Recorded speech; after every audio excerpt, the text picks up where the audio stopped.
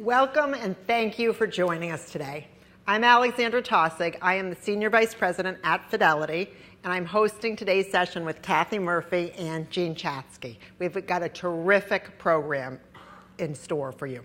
I want to thank you all for taking time out of your schedules to join us.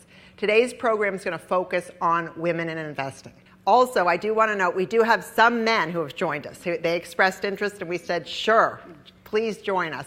So I think many of the tips apply equally to men as well as women. And I actually hope you'll also learn something about how women think about money that you can use in your personal life with the women in your life.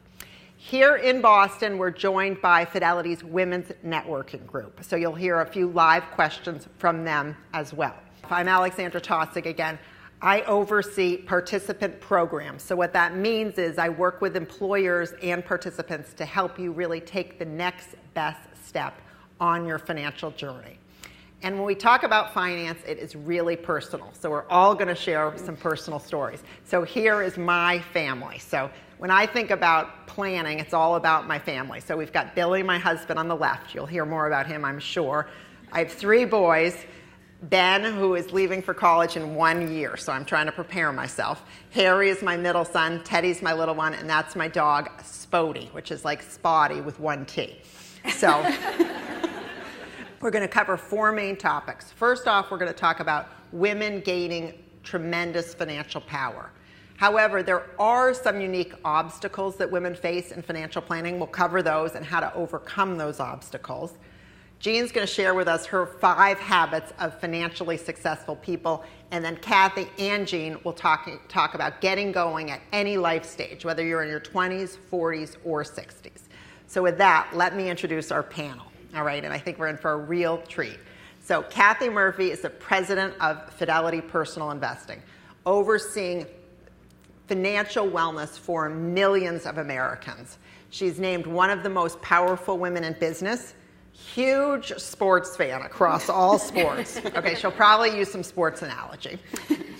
She's a working mom and LinkedIn influencer. Then we have Jean Chatzky. So Jean is a best-selling author of Money Rules. I love this title. 90 straightforward wealth-building rules to melt away your money woes. So I'm hoping to melt away my woes, okay? She's a financial editor for NBC's Today Show. She's a working mom as well, and a LinkedIn influencer. So welcome, Kathy and Jean. Thank you. Thanks. So I know this topic of helping Americans invest, helping women is more than just a job for you. It's really your mission. Kathy, can you take us back to where that all started? Yeah, so every person is a product of their upbringing to some degree, and I went the extra mile in terms of sharing my family photo. So this is, as I like to describe it, the obligatory Olin Mills mugshot for those of you who used to be subjected to those photographs. Anyway, I'm one of 6 kids. I'm actually the 3rd of 6 kids, and that's my mom and dad. I was a big swimmer in high school, so that's why I looked the way I did. I could actually bench press more than my older brother at that time. But we had this great sort of Brady Bunch upbringing, and everything was working out great till my dad died at the age of 57. And my mom was a nurse. My dad was a salesman for a trucking company. And when he died, my mom was completely unprepared for what was in front of her. So 3 kids were still in college. And she did the sort of the finances for the house, but not the investing. So she made sure we were saving to some degree. She paid the bills. My mom and dad didn't talk all that much about saving and investing. And when he died, she didn't know what to do. And so that was as I watched that unfold, it was a big wake-up call for me about what she and then we and then people like us go through all the time. And my mom is very, very typical in terms of women outliving their spouses. On average, women will live at least 7 years longer than men. My dad died over 20 years ago, and now my mom is at the stage in her life where she has Alzheimer's. And so that's a whole different set of issues for families to deal with that we're very focused on. But my mission in making sure women in particular are very well positioned to live the life that they've earned and deserve is really grounded in my own personal experience. Great. Well, thank you so much for sharing that. It really touches you. And we did hear from a lot of women like Kathy's mom who all of a sudden found themselves alone, either because of divorce or death. And, you know, we would really like to help women kind of get ready so if that does happen, they feel in a better position. So, Jean, I know you also see this as your mission. Can you take us through your story?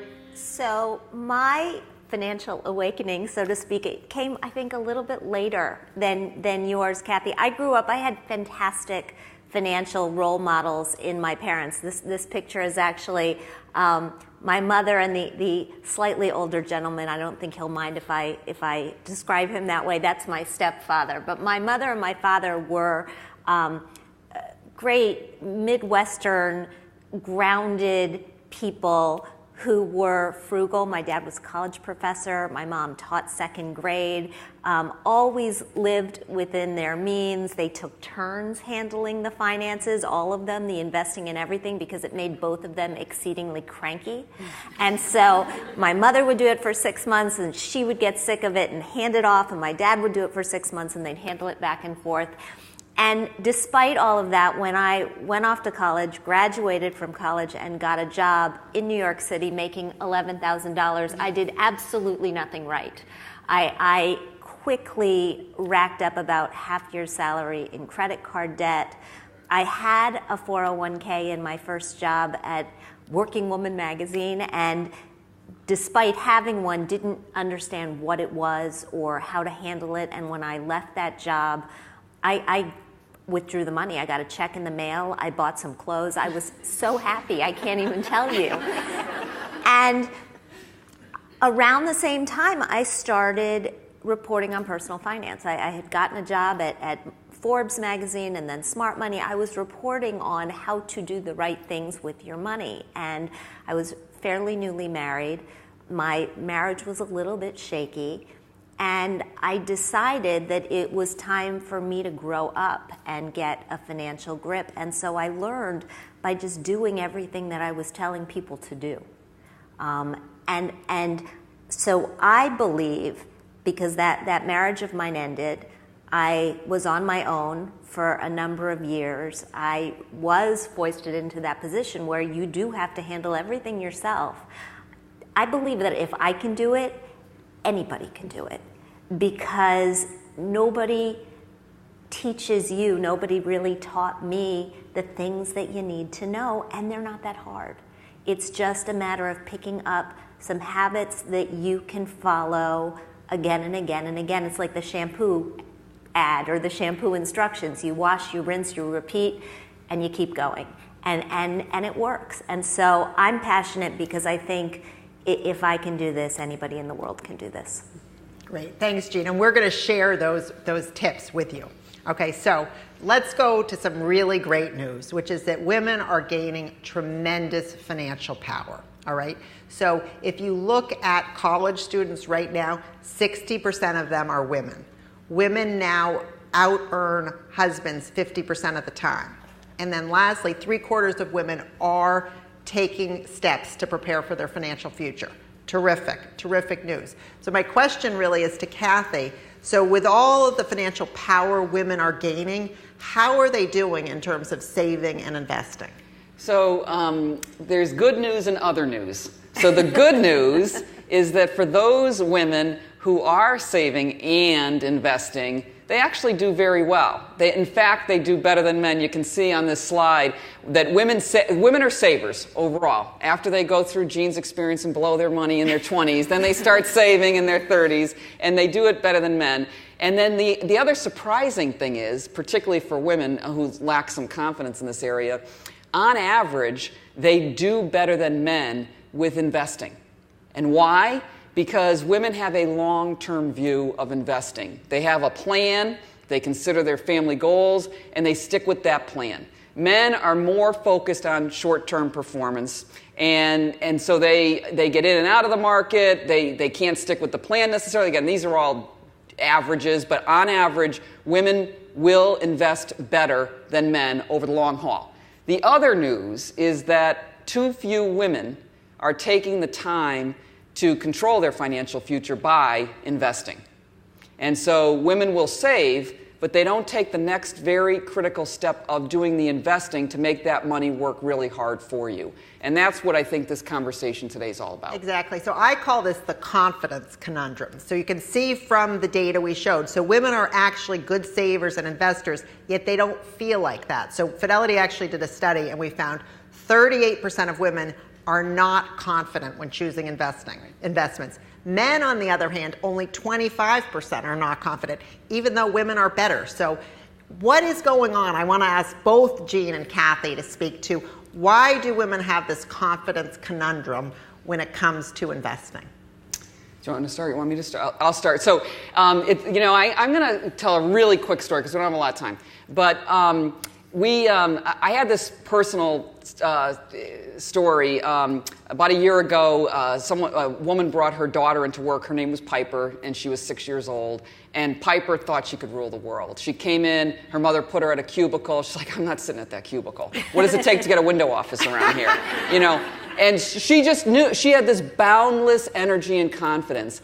About 2 weeks later, myself, my boss, Abby Johnson, who's a woman, and several others went and visited with a group of ninth graders, boys and girls, who we do a lot in terms of financial literacy out in the community. We brought them in for a day to teach them about the basics of financial literacy, and at lunchtime, we played a game with them, sort of the financial literacy version of Jeopardy. And I was really struck that not one girl raised their hand for any question. So they got prizes for answering any question. The boys got all the prizes because the girls just chose not to compete. And so I went back, I said, geez, what is going on here? And so we looked at the research. What happens to girls between the time they're in elementary school, first graders, and the time they get to high school? And what we found was remarkable. So you can see, fourth grade girls who love science, math, 2/3 of them do. And yet only 18% of college engineering majors are female. Elementary school girls, 60% of them feel happy the way they are. It gets reduced in half by the time they get to high school. Take pride in their schoolwork. 1/2 goes down to 1/6. There's a confidence gap that emerges. There's a cultural thing that happens that's broader than your financial literacy, obviously. But as you propel that forward to our conversation today, we've also done a lot of couples research over time. And what we found is that regardless of your age, and the worst offenders are millennial women, surprisingly, only 12% of millennial women consider themselves a primary decision maker in their household on finances and investing. And so while women in the workforce are making huge strides, Alexandra showed that already, there's a lot of progress that women have made in a lot of parts of their lives. There's this inner ninth grader that shows up when they look at investing. I spent last week, as you know, with a lot of millennials doing a project for Fidelity that we're eager to show you fairly soon as we can. But what was most striking about the millennial women was that even those who were investors, and most of the ones that we talk to through the workplace programs that they have are investing, don't see themselves as investors. They don't describe themselves as investors. Even if they're putting money into a 403B every single paycheck regularly, right, they don't own it. Yes. And that's part of it. You got to get yourself to understand that you actually are doing this, that it's part of you already.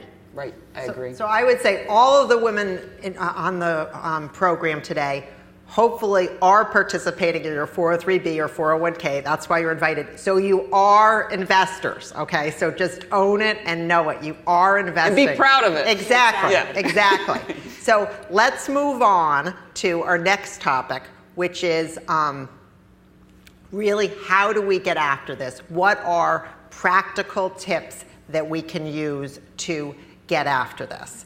So one of the things I think that people can do is understand how much you can do very quickly. And the nice thing about the way that technology and finance work together these days is that we can put so many different things on autopilot. I mean, the reason that 401ks and 403bs and other work-based retirement plans work is because they take the human element out of it. They're simple. They say, okay, make a good decision one time, and we're just gonna let you bank on the fact that you made that decision. Right. And you can automate so much of the other financially oriented, so many of the other financially oriented tasks that you have in your life, whether you're contributing to IRAs or 529s or health savings accounts or paying your bills. You got to check it every once in a while to make sure that nothing is going haywire, but it really isn't that much work. Well, and I totally agree, and I think the big secret here is it's not that hard fundamentally, right? And I think for the financial services industry overall, the financial services industry has made it seem harder and more intimidating than it is or needs to be. So Jean's point about there's certain fundamentals, and we'll talk about it in terms of your different life stages, because you do have different considerations when you're 20, 30, 40, 50. But other than those life stage considerations, there's ways to do this that are easy and where the payoff is really big if you start early and just save on a very continual basis using those autopilot techniques. Yeah, and I like to say inertia is your friend. It is not your enemy. And that's what you see in these workplace retirement plans. And you saw Ben, Harry, and Teddy. Every month, that money comes out of my paycheck. It's almost like a 401k for their college, if you will. So let's talk a little bit about one other obstacle that gets in the way for women, and that's talking about money. So it's fantastic we're here talking. I love my sisters. We almost never talk about money. That research that Fidelity did showed that women are actually more comfortable talking to their doctors about health issues than they are talking to a professional about their finances. I know you have a money rule on this, Jean. Can you share that with us? It's one of my one-word money rules. I have some of those, like shred is a one-word money rule. We should all shred. But communicate is a one-word money rule. And it's not necessarily easy to tee up these financial conversations. I mean, you're right. We would rather talk about sex. We'd rather talk about politics. We'd rather talk about religion. But once you can get yourself to dive in and start talking, the people around you really appreciate and get a lot out of these conversations. And that's particularly true of women. I've done some research over the years into the different ways that people learn. Men like to learn from technology. When you look at affluent women, we like to learn from other people, and we in particular, I think, like to learn from other women. Yeah, well, and it's funny you say that, because our anecdotal evidence would support that. We've been doing a series of seminars across the country, and focused on women, and we've said bring a friend.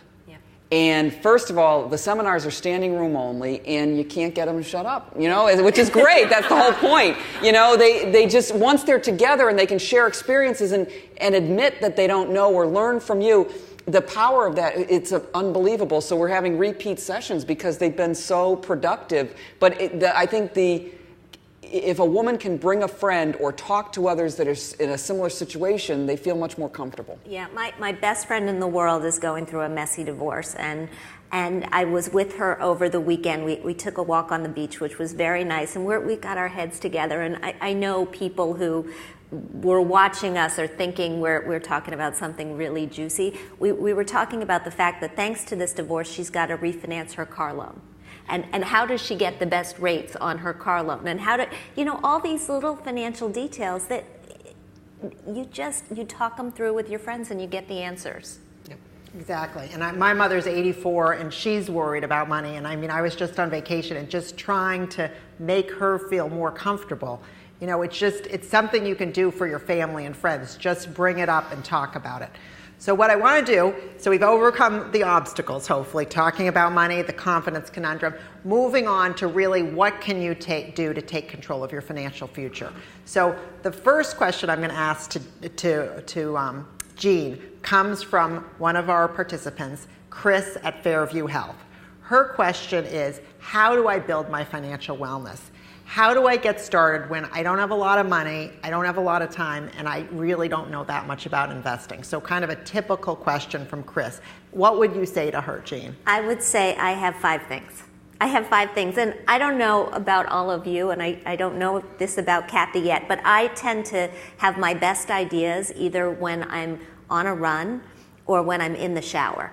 Yes. And this was a shower. The shower this thing. Was a shower thing. I need a pad in the shower. This was a shower thing. I know. They say you should keep a pad like by your bed right. so you can write down at night. This was a shower thing, and I'd been reporting on personal finance for years when I finally said, "Oh, it's just these things," and it really is all just 5 things that you have to do over and over again. You got to spend less than you make consistently. Many people have trouble with that, but if you can get past it, you are well on the way to success.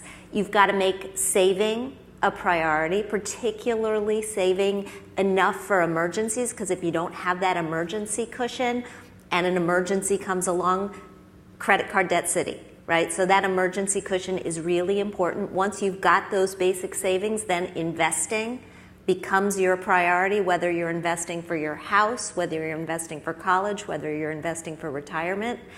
You got to protect this whole world that you're building, and that means just having basic insurance when you need it, life insurance, health insurance, disability insurance, and of course, property casualty, as well as a basic estate plan so that your stuff moves to the next generation as you want it to. And you got to find a way to give back that makes you feel good, because psychically, nothing else really does the same thing for your overall well-being.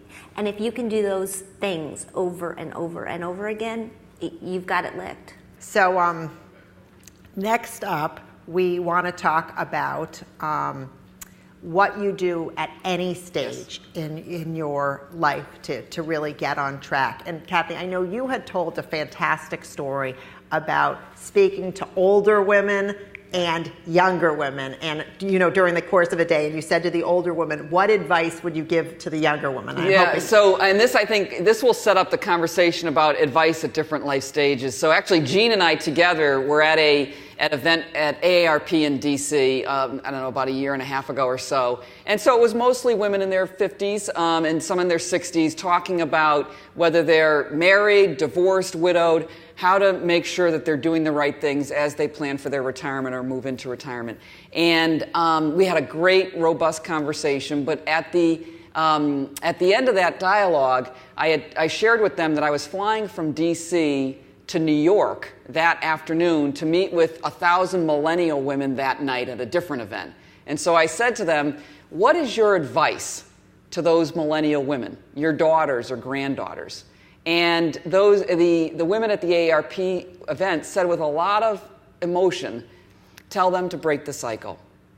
Tell them to learn from our mistakes, gain control of their finances so they never have to rely on anybody, and that they can live the life that they really have dreamed of.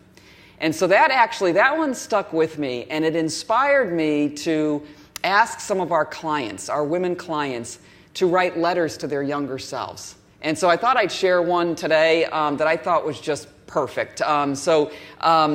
The question was, so we asked these women in their 70s and 80s to just write a letter to their younger self and what advice they'd have to their younger self. So in case you can't read this, I'll read it for you. It says, "Dear young women, please make sure you are involved somewhat in all financial decisions. With the high rate of divorce and the multitude of health issues, you never know when you need to make all these decisions by yourself. Women are liberated and should have equal say in finances.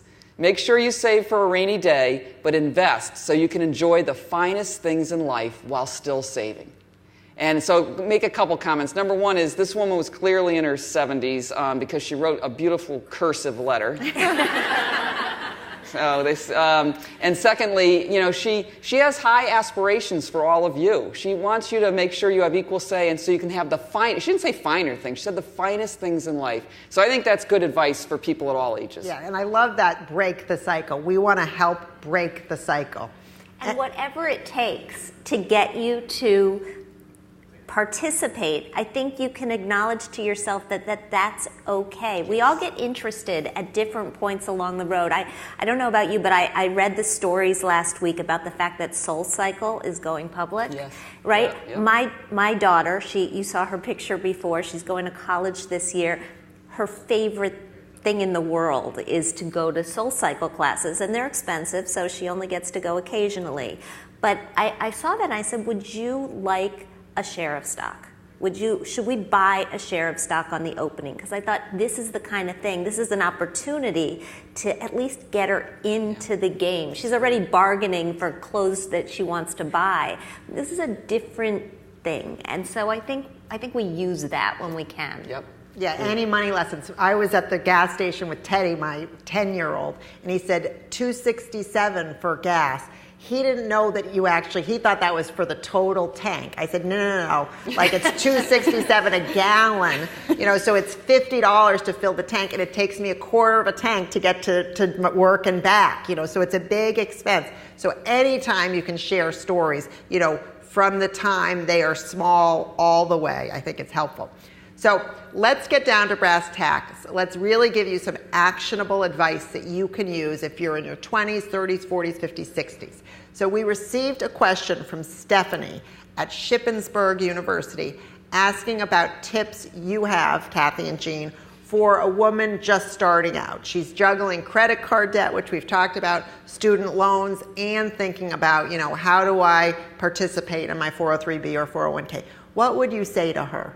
So what I would say is Jean already said it really, at that stage in your life, it may seem hard to do these things, but the action steps are actually relatively easy. So first of all, in your workplace plan, whether it's 401k, 403b, depending on where you work, participate in that plan. And if your employer offers a match, take full advantage of that match. That is free money, right? So you don't want to leave any of that on the table. The second thing, because you're potentially just starting out, you've got college loans or credit card debt, you really have to take a look at the interest you're paying on any of those loans or debt and pay off that high interest debt first. Get rid of that so that you're on your way and it's not an anchor dragging you down. And then, as Jean said already, make sure you have an emergency fund. We recommend 3 to 6 months in terms of an emergency fund, just in case something happens where you've got a problem and you want to make sure you can cover it off. And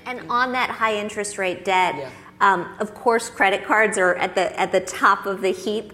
But for anybody who's got student loans now, all of a sudden, in the last 6 months to a year, there is this opportunity to refinance even your federal student loans at a lower interest rate. You don't want to jump in without reading the fine print because you can lose some of those federal repayment provisions like income-based repayment. But if you know you're not going to do that, you can cut your interest rate sometimes in half and save thousands of dollars.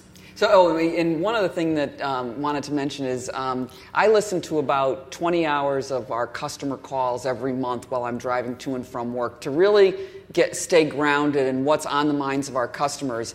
And I often listen to, this is a very typical call, I just joined this employer plan and my mom and dad told me to call you.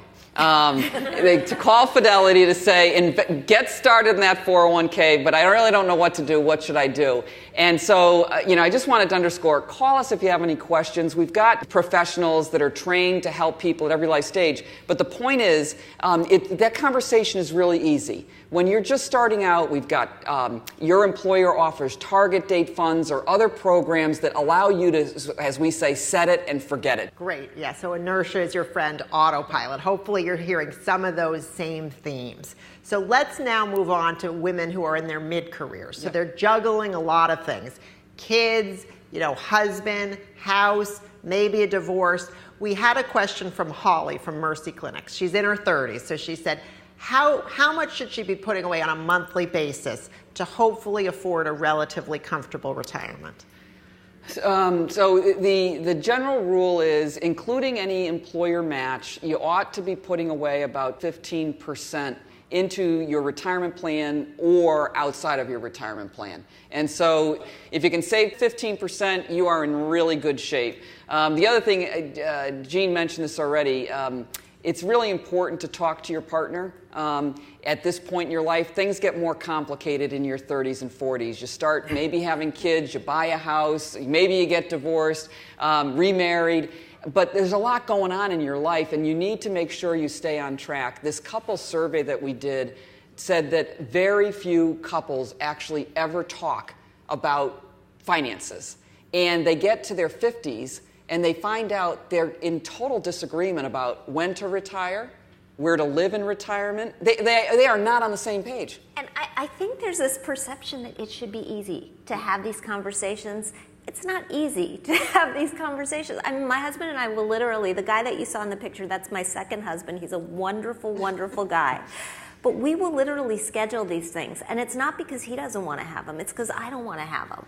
I don't like doing it until we really get going. And then once we get going and get through it, I feel like, oh my God, it's like your mammogram. And no, it is. I mean, no, who likes getting a mammogram, right? Yuck.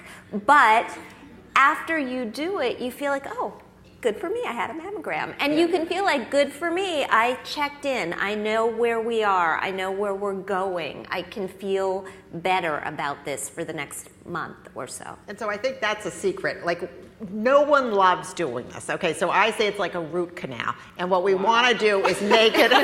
This is my mission in life. Come on now. We want to make it like a cleaning. So you like it like it's not that painful. You do a cleaning, you feel good. So my husband and I do the same thing. We schedule it. We call it a financial offsite. We always go out to dinner.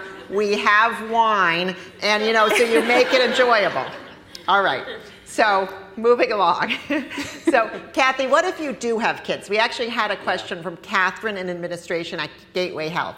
She said she's heard that it's better to put more money into a retirement account than it is to start a college fund. Is that true? It is true, and I know it's a little bit counterintuitive to some degree. You want to make sure you take care of your kids, that they're well set in terms of going to college, et cetera. But you have to think about it this way. You or your child can always take a loan out for college. You can't take a loan out for your retirement. And so you want to make sure you have the discipline of saving, maximizing that match, maximizing what you can do in tax advantage vehicles, your 401k, for example. Make sure you're doing that before you start saving for the college education. Hopefully you can do a little bit of both, and the earlier you start on both, the better off you'll be. But it is important to make sure you're doing enough for your retirement, because if you get to your 60s and you find out, oh my gosh, I don't have nearly enough, at that point you don't have very many choices. Yeah. So I don't know.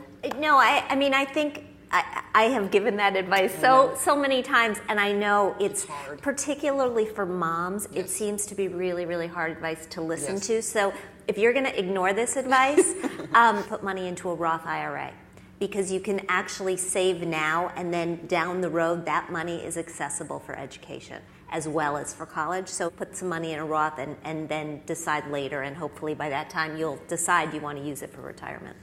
Okay, so on the topic of Roth, we actually had a question from Catherine, who's from Andover Public Schools. And she says she's maximizing her 403B and her Roth IRA. You go, Catherine, I'm thrilled. And she wants to know what other options she has to invest her extra money. So yeah, congratulations, Catherine.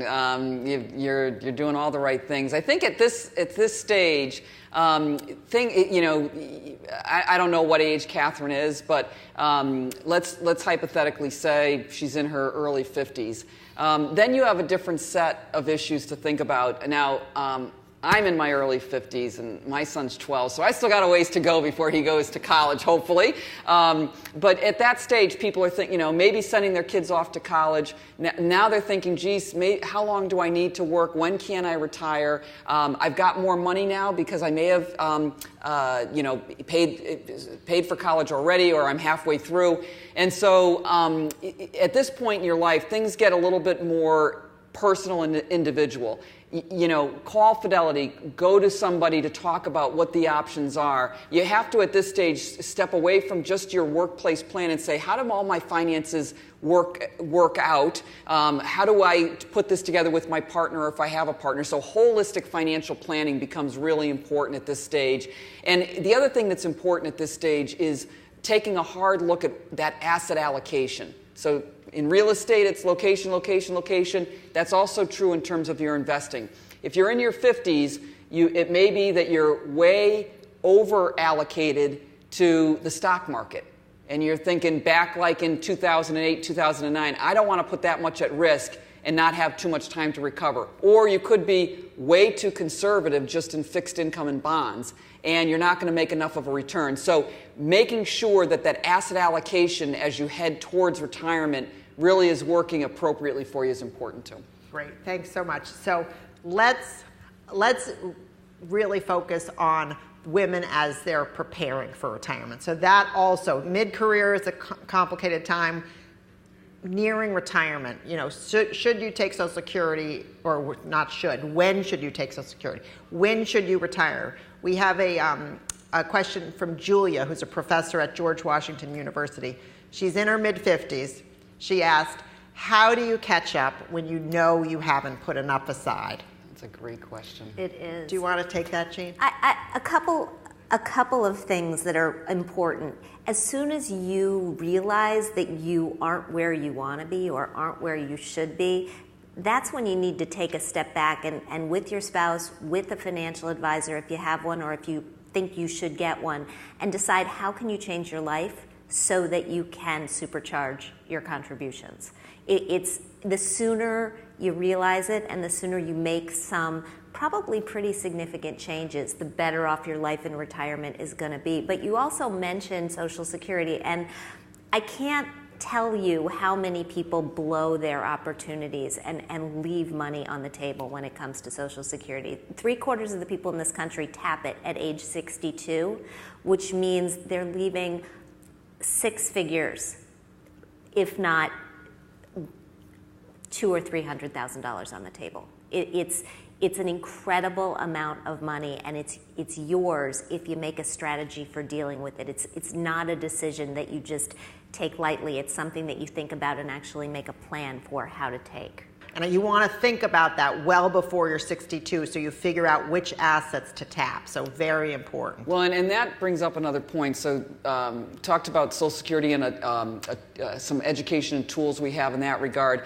Another thing I'd say very broadly, and not just at this life stage, is we try and provide a lot of material, education and tools to help people get educated on their own so that when they have these conversations, whether it's with their partner or an advisor or whomever it is, they feel more grounded and confident. Terrific. Okay, so let's just review for this nice woman who doesn't quite know what to do. She's behind. What would be the steps she should take? Oh, okay. So in terms of if you're behind and if you're in your 50s, you should take advantage of federal rules that allow you to do catch-up contributions. So you can save more and still have it be tax protected, essentially. So make sure you're after the age of 50, you're taking advantage of those catch-up opportunities.